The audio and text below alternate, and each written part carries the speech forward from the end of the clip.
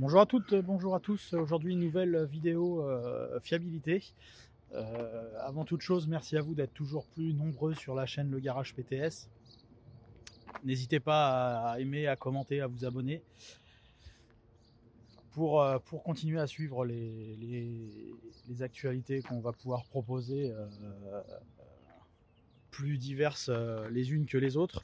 Là, on va faire une nouvelle vidéo aujourd'hui concernant la fiabilité de ce Renault Espace 4. Donc une nouvelle vidéo arrangée dans le dossier de la fiabilité. Donc là, on est sur un Renault Espace 4 DCI 150 chevaux privilège de 2007. Un modèle très courant chez nous, très aimé par les brocanteurs et les familles nombreuses. Donc le Renault Espace 4, vous le connaissez de visu en tout cas, pratiquement pour tout le monde. Le Renault Espace, hein, c'est le grand monospace référence.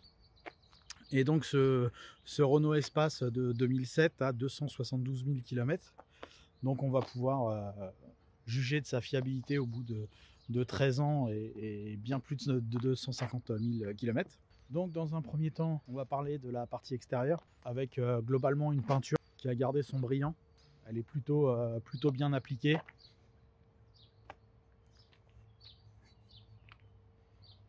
Là on peut constater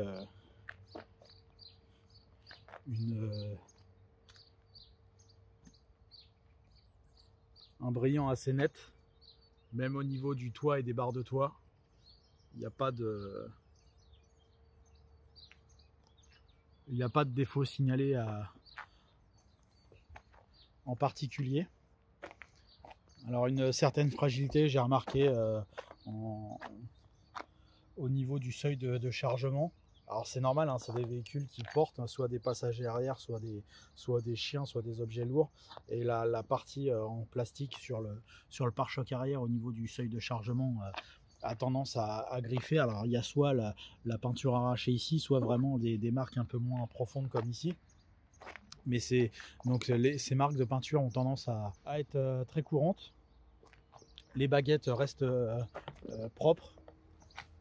En tout cas, en plus solide que sur les Mégane et Laguna, je vois moins de défauts à ce niveau-là. Et pareil au niveau des poignées de porte, je le vois moins. Les peintures délavées des poignées de porte qu'on retrouve souvent sur les Mégane et les Laguna de la même génération. Donc globalement, un aspect peinture alignement peut-être un peu meilleur que les gammes inférieures de chez Renault. Hein, je rappelle que là on est sur le haut de gamme de chez Renault et qui en tarif allait de 30 à 50 000 euros quoi, en gros, hein, sur le prix catalogue neuf. On a par contre une fragilité, j'ai remarqué, assez récurrente sur ces joints de pare-brise qui sont assez mal collés à l'usine et sur ces joints latéraux de vitres, que ce soit côté conducteur ou passager, je le vois régulièrement. Ils ont tendance à se décoller. Bah là on le voit, ça a tenté, il y a une tentative de réparation. Donc ça je le vois assez régulièrement malheureusement. Alors c'est pas compliqué à réparer, mais il faut le faire et puis proprement pour pas que ça rebouge. Mais il y a une faiblesse au niveau de la colle à ce niveau-là. Parfois les joints au niveau du haut des portes aussi ont tendance un peu à se décoller, mais ça reste globalement de meilleure qualité que les voitures de gamme inférieure de chez Renault. Également aussi on peut signaler régulièrement l'essuie-glace arrière qui soit se dessert, soit se casse et donc qui tombe un peu sur le coffre arrière. Ça on en voit régulièrement sur la route.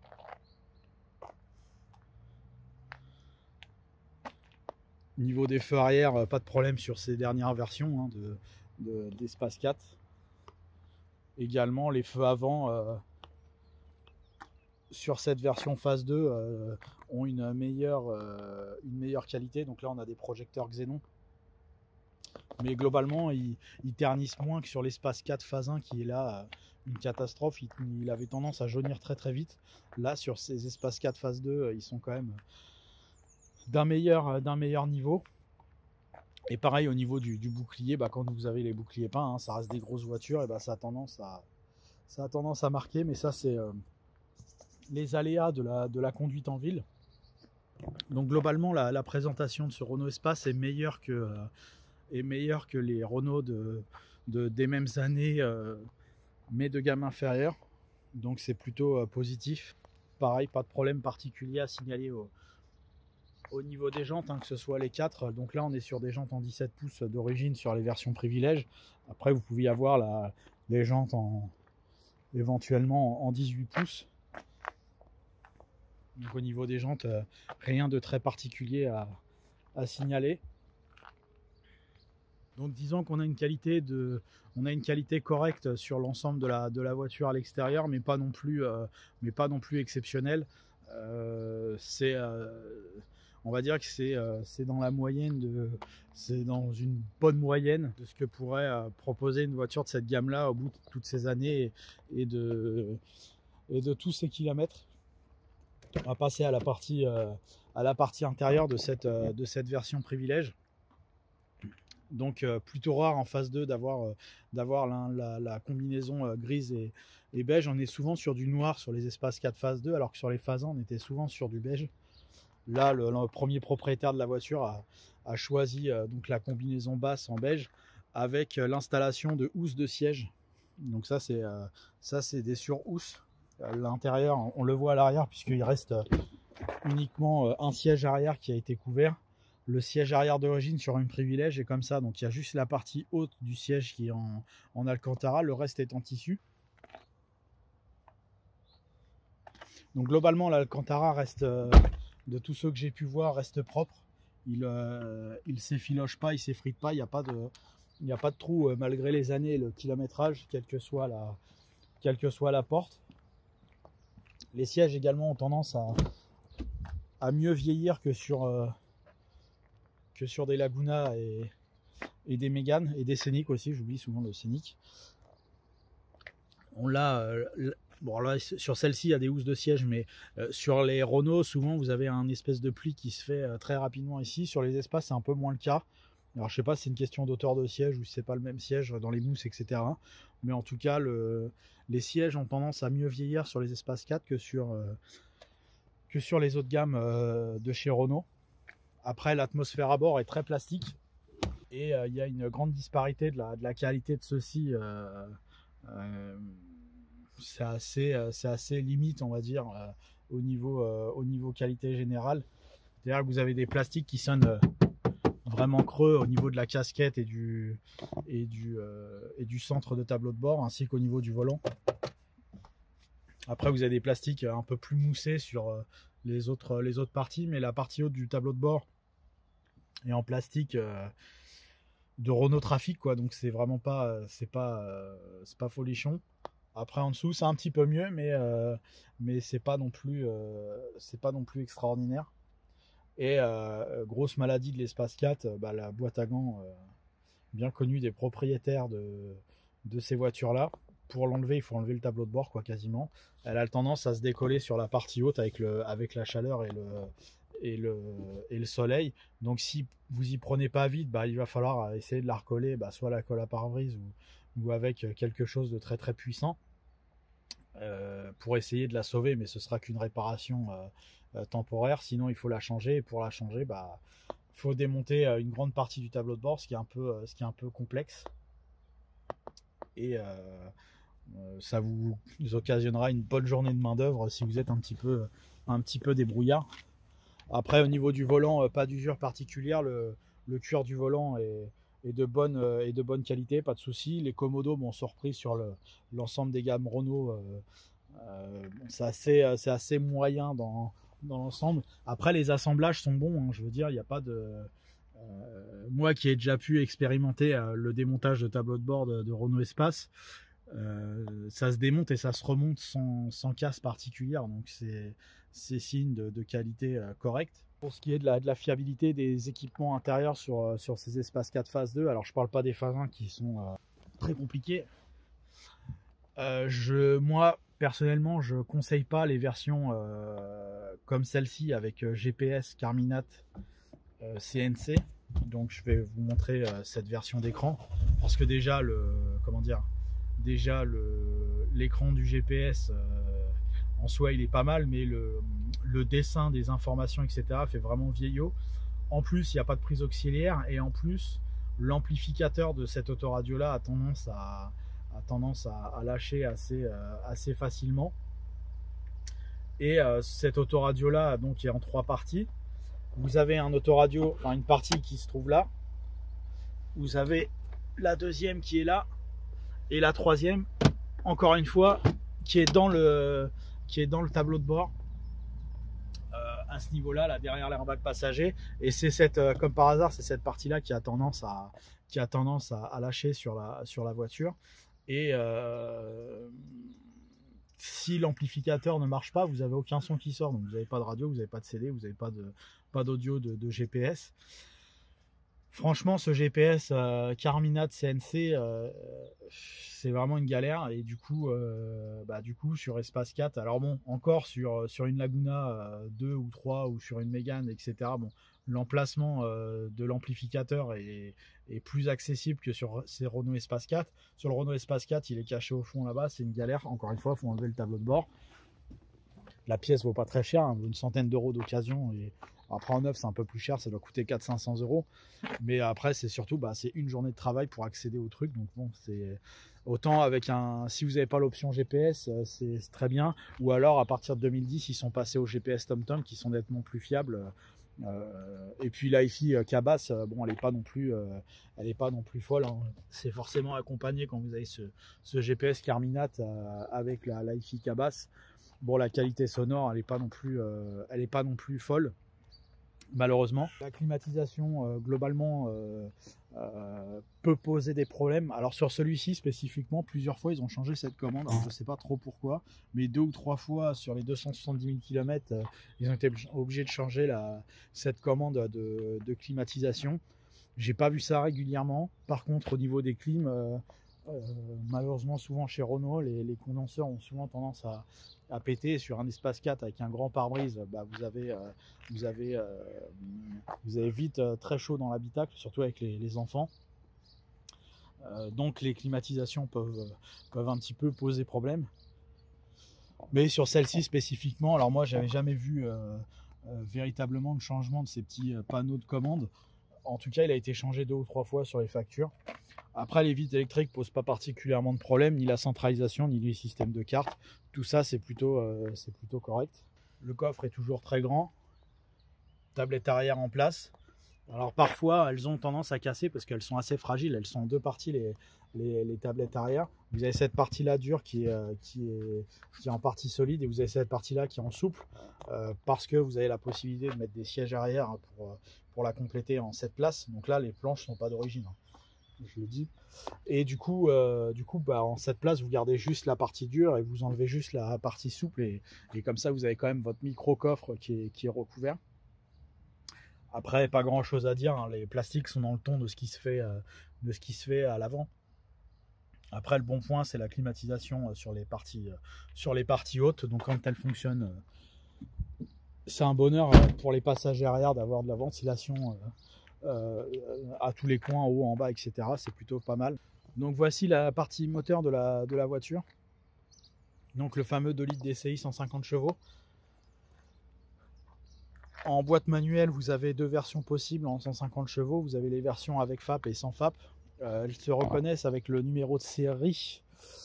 Si je dis pas de bêtises, quand vous avez un numéro de série qui commence par VF1 JK, vous n'avez pas le filtre à particules. Quand c'est JM, vous avez le filtre à particules. Celle-ci ne l'a pas, c'est une version JK. Donc elle n'a pas le filtre à particules, celle-ci. Donc il y a une accessibilité mécanique assez correcte. Globalement, les possesseurs des 2 litres DCI savent que c'est un moteur très très fiable. Pas grand chose à signaler.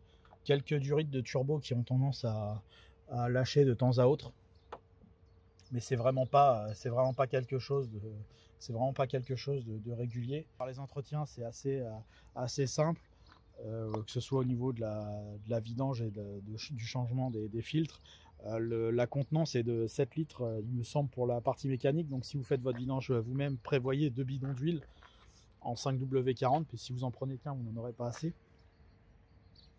Il faut penser à ça. Quelques problèmes malgré tout sur les transmissions sur les boîtes de vitesse. Quand vous essayez la voiture, si vous souhaitez l'acheter, quand vous essayez la voiture, pensez à bien utiliser les derniers rapports, puisque souvent les roulements de 5e et de 6e ont tendance à lâcher. Ça fait un bruit particulier assez fort, une espèce de grognement sourd. Et du coup les boîtes peuvent être coûteuses à remplacer. Et ce serait dommage d'avoir une boîte de vitesse à remplacer. Alors il y a des séries qui l'ont, des séries qui l'ont pas. C'est assez variable.